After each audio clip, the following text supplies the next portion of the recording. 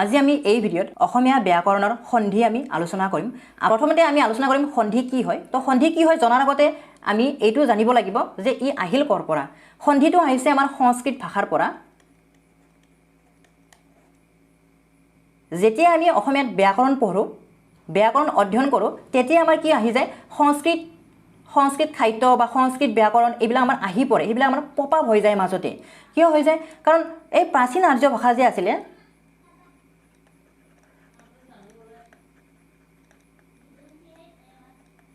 প্ৰাচীন আৰ্য ভাষা যে আছিলে তাৰে এটা ভাগ আছিল লৌকিক বুলি। লৌকিক বুলি এটা ভাগ আছিলে আৰু এইবিলাক কি আছিলে? কথিত ভাষা আছিলে, কথিত আছিল।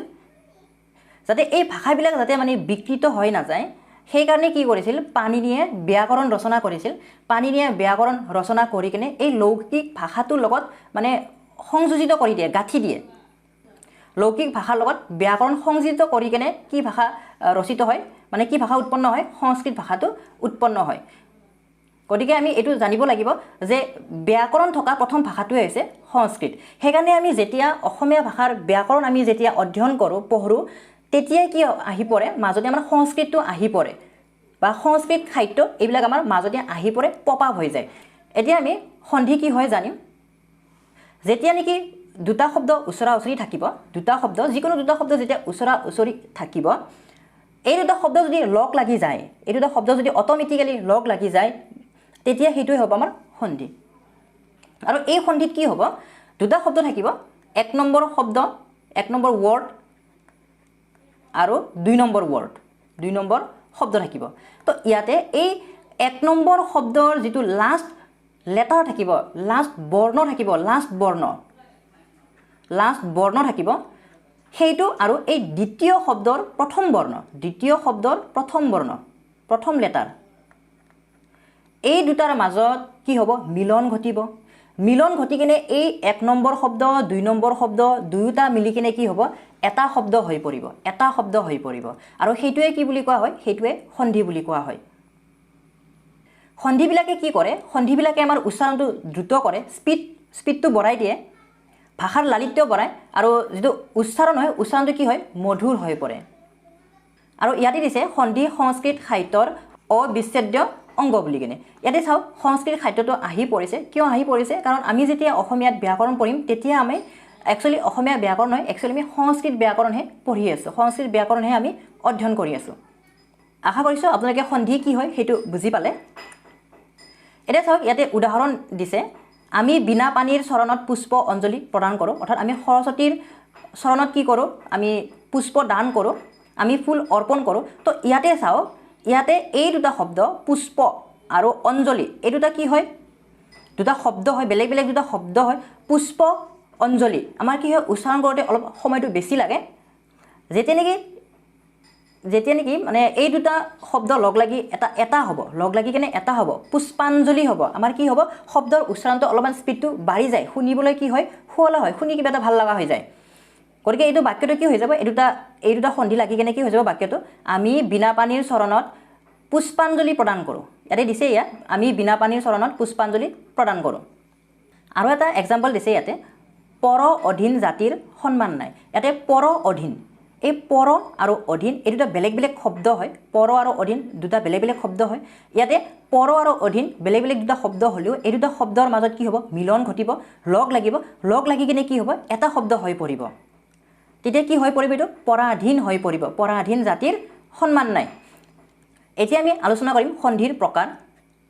সন্ধি তিনিবিধ হয়, স্বৰ সন্ধি, ব্যঞ্জন সন্ধি আৰু বিসৰ্গ সন্ধি। আমি এটা এটাকৈ আলোচনা কৰি যাম আৰু প্ৰতিটোৰে নিয়মবিলাক আমি আলোচনা কৰিম। বহুকেইটা নিয়ম আছে আৰু বহুকেইটা উদাহৰণৰ সৈতে আমি আলোচনা কৰি যাম।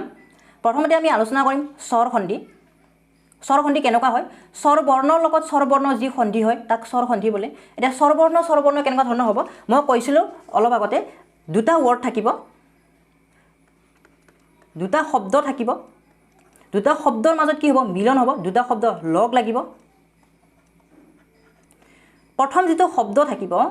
এই প্ৰথম শব্দৰ যিটো শেষৰ বৰ্ণ, লাষ্ট যিটো লেটাৰ থাকিব, শেষৰ যি বৰ্ণ, এই শেষৰ বৰ্ণটো কি হ'ব লাগিব? স্বৰ বৰ্ণ হ'ব লাগিব। আৰু এই দ্বিতীয়টোৰ যিটো সেকেন্ড ওয়াৰ্ড আছে দ্বিতীয় যিটো শব্দ আছে এই দ্বিতীয় শব্দৰ প্ৰথম আখৰটো প্ৰথম আখৰটো কি হ'ব লাগিব স্বৰবৰ্ণ হ'ব লাগিব তেতিয়া হে কি হ'ব স্বৰসন্ধি হ'ব আমি ইয়াৰে নিয়মৰ সৈতে এক্সাম্পল বিলাক চাই যাম যেনেকৈ এতিয়া চাও অ যোগ অ আ হ'ব অৰ্থাৎ যেতিয়া অ আৰু অ থাকিব তাতে আকাৰ আহিব মনত ৰাখিব মাজত কি আহিব আকাৰ আহিব আকাৰ আ বুলি কৈছে যদিও আকাৰ আহে তো ইয়াতে কি হ'ব প্ৰথম আখৰটোৰ শেষত অ থাকিব আৰু কি হ'ব দ্বিতীয় শব্দৰ প্ৰথমটোত কি থাকিব অ থাকিব প্ৰথম শব্দৰ যেটো শেষ আখৰ হেতু অ থাকিব দ্বিতীয় শব্দৰ প্ৰথমত কি থাকিব প্ৰথমত অ থাকিব তেতিয়া এই দুটা মিলি কিনে কি হ'ব আ হ'ব আ বুলি ক'লে সাধাৰণতে কি হ'ব আমাৰ আকাৰ হ'ব আকাৰ তো ইয়াতে চাওক এক্সাম্পলটো দেৱ যোগ অসুৰ দেৱাসুৰ হৈছে চাওক ইয়াতে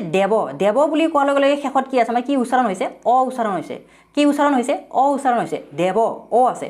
অসুৰ ইয়াতে প্ৰথমতে কি আছে অ আছে মই কৈছিলোঁ যে প্ৰথম শব্দৰ শেষ বৰ্ণ শেষ আখৰ আৰু দ্বিতীয় শব্দৰ প্ৰথম আখৰ এই দুটাৰ মাজতহে কি হয় মিলন হয় এই দুটাৰ মাজতহে লগ লাগে যোগ হয় তো ইয়াতে দেৱ বুলি কোৱাৰ লগে লগে কি হৈছে শেষত কি আছে অ আছে দেৱ অ অসুৰ প্ৰথমত আছে অ তো অ আৰু অ মিলি কিনে কি হ'ব আ হ'ব আ বুলি ক'লে কি হয় মই কি কৈছোঁ আকাৰ গতিকে কি হৈছে দেৱাসুৰ মাজতে আকাৰডাল আহি গৈছে ইয়াত চাওক ফল ইয়াতে কি আছে অ আছে ফল একচুৱেলি ফল বুলি কওঁ যদি আমাৰ কি আছে অটো আছে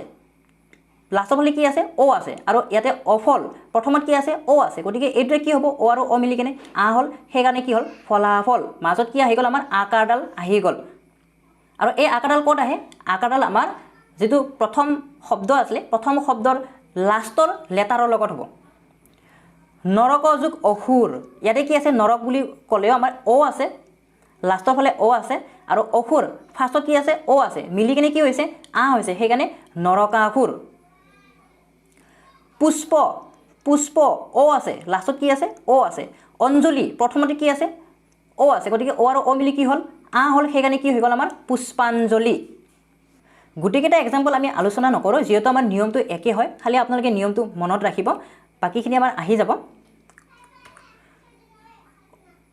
প্ৰথম শব্দৰ শেষত যদি অ থাকে আৰু যদি দ্বিতীয় শব্দৰ প্ৰথমতে যদি আ থাকে তেতিয়া আমাৰ আয়ে হ'ব যেনেদৰে পৰম যোগ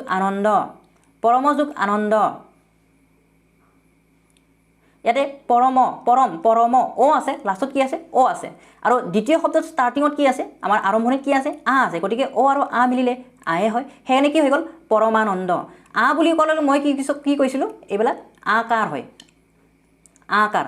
যেনেকৈ মেঘ যোগ আলয় মেঘ ইয়াতে লাষ্টত কি আছে অ আছে লাষ্টত কি আছে অ আছে আলয় প্ৰথমত কি আছে আ আছে অ আৰু আ মিলি কেনে আয়ে হয় সেইকাৰণে হৈ গ'ল মেঘালয় আমাৰ আকাৰটো আহি গ'ল শুভ যোগ আগমন শুভ কি আছে লাষ্টত শুভ লাষ্টত কি আছে অ আছে আগমন প্ৰথমত কি আছে আ আছে গতিকে কি হ'ব অ আৰু আ মিলিলে আয়ে হ'ব সেইকাৰণে আমাৰ আকাৰটো আহি গ'ল মাজত আকাৰ আহি গ'ল কি হৈ গ'ল শুভাগমন দশ যোগ আনন দশ ইয়াতে কি আছে অ আছে আনন প্ৰথমত কি আছে আ আছে কি হৈ গ'ল দশানন বাকীকেইটা এক্সাম্পল আপোনালোকে চাই ল'ব ইয়াৰ পিছত আছে 3 নম্বৰত আ যোগ আ হ'ব মানে প্ৰথম শব্দৰ লাষ্টত যদি আকাৰ থাকে আৰু দ্বিতীয় শব্দৰ প্ৰথমতে যদি আ থাকে তেতিয়া আমাৰ আ আহিব অৰ্থাৎ আকাৰ আহিব কি আহিব মাজত আকাৰডাল আহিব যেনেকৈ মহা বুলি কোৱাৰ লগে লগে লাষ্টত কি আছে আমাৰ আকাৰ আছে আ আছে আহয় প্ৰথমত কি আছে আ আছে কি হৈ গ'ল মহাশয় আমাৰ আকাৰডাল আহি গ'ল ইয়াতে আকাৰডাল আহি গ'ল মহাশয় কাৰা বুলি কোৱাৰ লগে লগে লাষ্টত কি আছে আমাৰ লাষ্টত আছে আগাৰ প্ৰথমত কি আছে আ আছে গতিকে এই দুটা মিলি কি হৈ গ'ল ইয়াৰে আ আৰু এই আ মিলি আকাৰে হ'ব আমাৰ সেইকাৰণে হৈ গ'ল কাৰাগাৰ বিদ্যা বুলি ক'লে আমাৰ লাষ্টত কি আছে আকাৰডাল আছে মানে আ আছে আলয় প্ৰথমত কি আছে আ আছে সেইকাৰণে কি হৈ গ'ল বিদ্যালয় আৰ লগত যদি অ লগ লাগে তেতিয়া কি হ'ব আমাৰ আয়ে হ'ব আৰ লগত অ লগ লাগিলেও আয়ে হ'ব যেনেদৰে কথা বুলি কোৱাৰ লগে লগে আমাৰ আ আছে ইয়াতে অমৃত প্ৰথমত কি আছে অ আছে কি হৈ গ'ল আমাৰ কথামৃত যাত্ৰা বুলি ক'লে লগে শেষত কি আছে আমাৰ শেষত আছে আমাৰ আকাৰডাল দ্বিতীয় শব্দটোত প্ৰথমতে কি আছে অ আছে অভিনয় অ আছে প্ৰথম শব্দৰ শেষত আকাৰডাল আছে দ্বিতীয় শব্দৰ প্ৰথমত আছে অ মানে কি হৈ গ'ল আ আৰু অ মিলি কেনে আ হ'ব যাত্ৰাভিনয় সীমা যোগ অন্ত এটা সীমা বুলি কোৱাৰ লগে লগে সীমাটো হৈছে আমাৰ প্ৰথম শব্দ অন্তটো হ'ব আমাৰ দ্বিতীয় শব্দ এতিয়া এই প্ৰথম শব্দৰ শেষত কি আছে আকাৰডাল আছে অৰ্থাৎ আ আছে অন্ত এইটো হৈছে দ্বিতীয় শব্দ প্ৰথমত কি আছে অ আছে আকাৰ আৰু অ মিলি কেনে কি হ'ব আমাৰ আ হ'ব সেইকাৰণে হ'ল সীমান্ত হস্যই আৰু হস্যই যদি লগ লাগে তেতিয়া দৈৰ্ঘ্যই হ'ব এতিয়া দৈৰ্ঘ্যই বুলি ক'লে আমাৰ দৈৰ্ঘ্যই কাৰ আহিব দৈৰ্ঘ্যই কাৰডালহে আহিব যেনেকৈ মুনি এইটো হ'ব আমাৰ প্ৰথম শব্দ মুনিৰ কি আছে আমাৰ লাষ্টত হস্যই আছে হস্যই আৰু ইন্দ্ৰ প্ৰথমত কি আছে আমাৰ হস্যই আছে গতিকে হস্যই আৰু হস্যই লগ লাগি কি হ'ল দৈৰ্ঘ্যই হ'ল সেইকাৰণে হৈ গ'ল আমাৰ মুনীন্দ্ৰ দৈৰ্ঘ্যই কাৰডাল আহি গ'ল মুনীন্দ্ৰ অতি অতিটো প্ৰথম শব্দ আৰু শেষত কি আছে হস্যই আছে অতি হস্যই আছে ইট এইটো হৈছে দ্বিতীয় শব্দ য'ত নেকি প্ৰথমত কি আছে প্ৰথম আখৰটো আছে হস্যই কি হৈ গ'ল দৈৰ্ঘ্যই হৈ যাব অতীত সেইকাৰণে আমাৰ বানানটো দৈৰ্ঘ্যইকাৰ আহি গ'ল ইয়াতে অতীত হস্যই আৰু দৈৰ্ঘ্যই যদি লগ লাগে তথাপিও আমাৰ কি হয় দৈৰ্ঘ্যই হয় মানে দৈৰ্ঘ্যইকাৰ আহিব যেনেকৈ প্ৰতিত আমাৰ কি আছে হস্যই আছে ইচ্ছা ইয়াতে কি আছে প্ৰথমতে দৈৰ্ঘ্যই আছে সেইটো কাৰণে কি হৈ গ'ল আমাৰ দৈৰ্ঘ্যইকাৰ হ'ব হস্যই আৰু দৈৰ্ঘ্যই লগ লাগিলে দৈৰ্ঘ্যইকাৰ হয় সেইকাৰণে প্ৰতীক্ষা বানানটো আমাৰ কি হৈ গ'ল দৈৰ্ঘ্যইকাৰ আহি গ'ল পৰি এইটো প্ৰথম শব্দৰ শেষত কি আছে আমাৰ হস্যইকাৰটো আছে হস্যই আহিব ইচ্ছা ইয়াতে কি আছে প্ৰথমতে দৈৰ্ঘ্যই আছে গতিকে হস্যই আৰু দৈৰ্ঘ্যই লগ লাগিলে কি হয় দৈৰ্ঘ্যইকাৰ হয় সেইকাৰণে হ'ব আমাৰ পৰীক্ষা বানানটো কি আহিব দৈৰ্ঘ্যইকাৰ আহিব দৈৰ্ঘ্যৰ লগত যদি দৈৰ্ঘ্যই লগ লাগে তেতিয়া কি হয় আমাৰ দৈৰ্ঘ্যই হয় দৈৰ্ঘ্যইকাৰ আহিব আমাৰ সতি ইয়াতে কি আছে আমাৰ দীৰ্ঘ ই আছে বা দৈৰ্ঘ্য আছে ইয়াতে কি আছে ইক ইয়াতো আছে আমাৰ দৈৰ্ঘ্য বা দীৰ্ঘ কি হয় আহিব আমাৰ দৈৰ্ঘ্যইকাৰ আহিব সতিশ মহি ইয়াতে আমাৰ লাষ্টত কি আছে লাষ্টত প্ৰথম শব্দৰ লাষ্টটো চাব আৰু দ্বিতীয় শব্দৰ প্ৰথমটো চাব ইয়াতে কি আছে মহি দৈৰ্ঘ্যইকাৰ আছে ইয়াতো দৈৰ্ঘ্যই আছে গতিকে মহিষ কি হ'ব আমাৰ দৈৰ্ঘ্যটো আহি যাব একেদৰে দৈৰ্ঘ্যৰ লগত যদি হস্যইটো লগ লাগে তেতিয়া আমাৰ দৈৰ্ঘ্যই আহিব অৰ্থাৎ দৈৰ্ঘ্যইকাৰটো আহিব সুধি ইয়াতে কি আছে লাষ্টত আছে আমাৰ দীৰ্ঘই ইন্দ্ৰ প্ৰথমত কি আছে হস্যই গতিকে কি আহিব আমাৰ দৈৰ্ঘ্যই সুধীন্দ্ৰ প্ৰথম শব্দৰ লাষ্টত যদি অ থাকে আৰু দ্বিতীয় শব্দৰ প্ৰথমত যদি হস্যই থাকে তেতিয়া সেইটো কি হ'ব লগ লাগি কেনে এ হ'ব একাৰ আহিব একাৰ আহিব যেনেকৈ দেৱ ইয়াতে লাষ্টত কি আছে অ আছে ইন্দ্ৰ প্ৰথমত কি আছে হস্যই আছে গতিকে কি হ'ল অ আৰু হস্যই লগ লাগি কি আহে বুলি কৈছোঁ একাৰ আহে সেইকাৰণে হৈ গ'ল দেৱেন্দ্ৰ নৰ এতিয়া নৰ কি আছে লাষ্টত কি আছে অ আছে যোগ ইন্দ্ৰ প্ৰথমত কি আছে হস্যই আছে অৰ্থাৎ অৰ লগত হস্যই লগ লাগিলে কি হ'ল একাৰ আহিব নৰেন্দ্ৰ ভৱ যোগ ইন্দ্ৰ ভৱ বুলি কোৱাৰ লগে লগে কি আছে আমাৰ শেষত কি আছে অ আছে ইন্দ্ৰ প্ৰথমত কি আছে হস্যই আছে অৰ্থাৎ অ আৰু হস্যই লগ লাগিলে এ হয় পালোঁ আমি একাৰ আহিব সেইকাৰণে আহিব ভৱেন্দ্ৰ একেদৰে অ আৰু দৈৰ্ঘ্যই যদি লগ লাগে তেতিয়া এ হ'ব প্ৰথম শব্দৰ লাষ্টত অ থাকিব লাগিব আৰু যদি